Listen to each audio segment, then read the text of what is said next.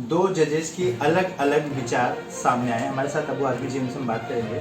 Sir, क्या हिजाब मामला आपने अब तक देखा कर्नाटक को लेकर? हाईकोर्ट ने फैसला दिया था कि शिक्षण संस्थाओं में इसे बैन करना चाहिए। उसको लेकर सुप्रीम कोर्ट में याचिका दायर हुई। देखिए, ऐसा है कि मैं तो लेमैन हूँ, मैं कोई लीगल चीज़ जानकारी मुझे नहीं इतनी है, लेकिन मैं जानता हूँ कि इस मुल्क में जो संविधान है वो हर धर्म के लोगों को अपने धर्म पर चलने की पूरी छूट है।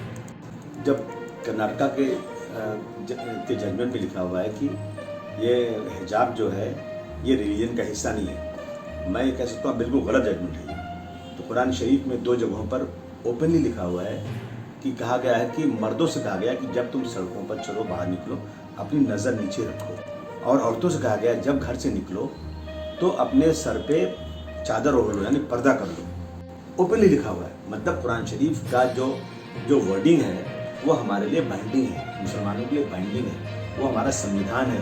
हम रहती दुनिया तक उस पर अमल करना हमारा हक है।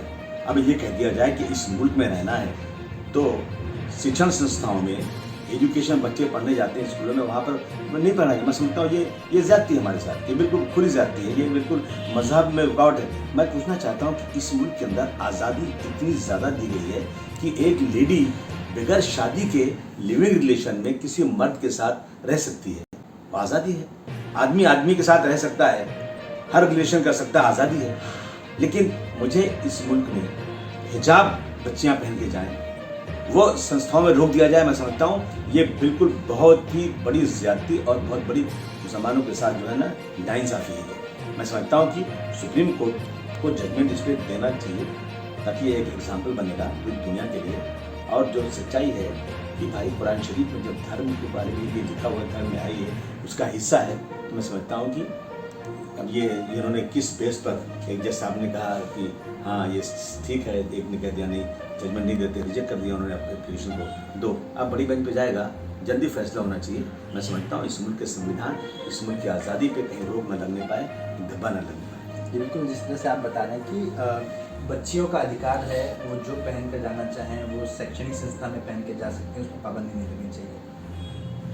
बिल्कुल अधिकार है, बिल्कुल अधिकार है। सड़कों पर लेडीज चलती हैं, आजकल बैंड फटे हुए हैं, बदन दिखता है, औरतें स्कर्ट पहन के चलती हैं, जिस तरह चलती है, आज़ादी है मुल्क के अंदर। अगर उसमें कोई बोल देता है तो उसके खिलाफ पूरे देश में लोग खड़े हो जाते हैं, एक देश में हंगामा खड़ा हो जाता है कि आज़ादी पे रोक कैसे लगती है। लेकिन मुस्लिम बच्चियों के ऊपर ये आज़ादी पे, इस पे रोक लगा दिया जाए, मैं समझता हूँ ये सरासर नाइंसाफ़ी है। यूनिफॉर्म होगा उसमें बैठना चाहिए, उसमें कोई ऑप्शन नहीं। लेकिन जहाँ लड़के लड़कियाँ साथ पढ़ते हैं और उनकी उम्र ज़्यादा है और कॉलेजेस में हैं, ऐसी जगहों पर मैं समझता हूँ कि हिजाब पे पाबंदी नहीं लगनी चाहिए।